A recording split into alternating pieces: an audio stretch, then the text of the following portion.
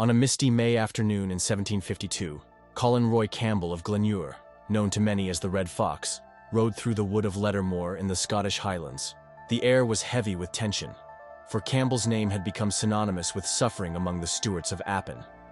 Appointed by the Crown as factor over the forfeited Stuart estates, his task had been to evict Stuart tenants and replace them with those loyal to the Campbells, a clan long allied with the Hanoverian government.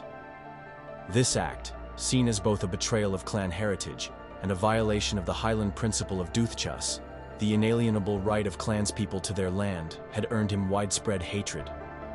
Campbell's companions that day were Mungo Campbell, his nephew and a sheriff, and William Mackenzie, a servant. The party moved cautiously, their horses' hooves muffled by the damp earth. Campbell carried eviction notices for several families in Duror, an act he seemed to undertake without remorse. A shot suddenly shattered the stillness. Campbell cried out, "Oh, I am dead! Take care of yourselves!" and slumped in his saddle. Mungo glanced up the hillside and spotted a figure retreating into the mist, a musket in hand.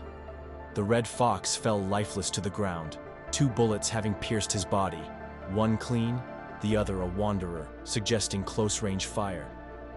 Chaos descended as Mungo struggled to regain control of his horse and his nerves. As Campbell lay dying, Mungo rushed to his side, desperate to aid his uncle. Spotting a young woman nearby, wrapped in a finely woven shawl, he ran to her and pleaded, "Please, give me your shawl to staunch his wounds. He is still alive. He might yet be saved." The woman, her face resolute, stepped back and clutched the shawl tighter. "Then let the hunter drink his soup," she said coldly, turning away. Her words, echoing the bitterness felt by many in the Glen, would be remembered long after.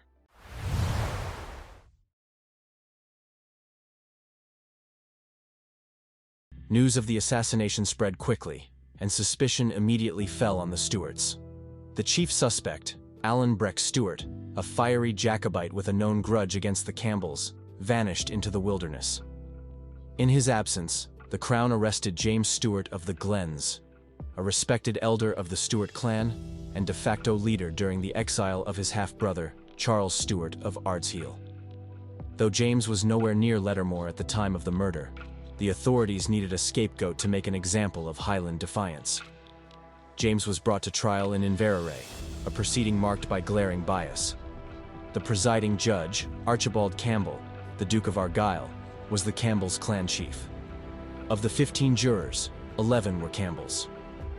Despite presenting a solid alibi and a complete absence of direct evidence, James was convicted in erts and perts, an accessory to the murder.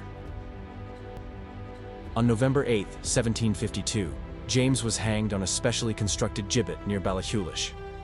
Before his death, he sang Psalm 35 in Scottish Gaelic, lamenting his innocence and cursing the injustice of the trial.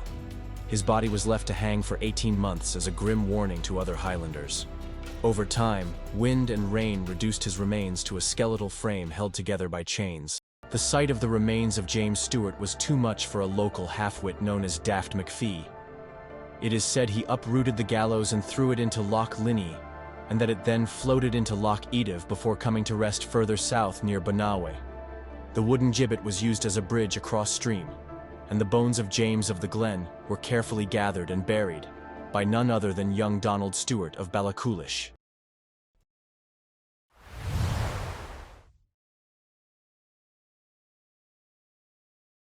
The identity of Campbell's assassin remained a mystery.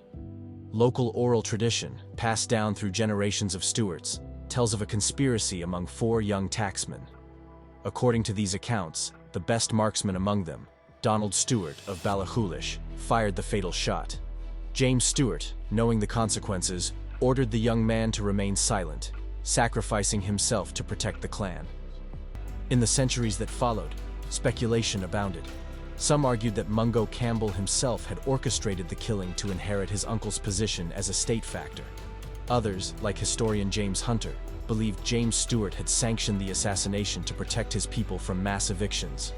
Yet another theory, supported by modern police analysis, suggests the shooter was not on the hillside, but in a concealed depression closer to the road, adding to the mystery.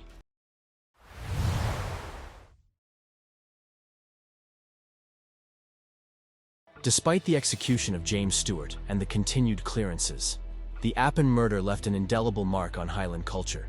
The Stewart diaspora spread across the world, carrying stories of their homeland's struggles to places like Stewartsville, North Carolina. Meanwhile, the Gaelic lament of James of the Glens became a haunting testament to injustice. Drawing from the oral tradition of the Highlands, he wrote Kidnapped and its sequel Catriona, immortalizing the tragic events in fiction.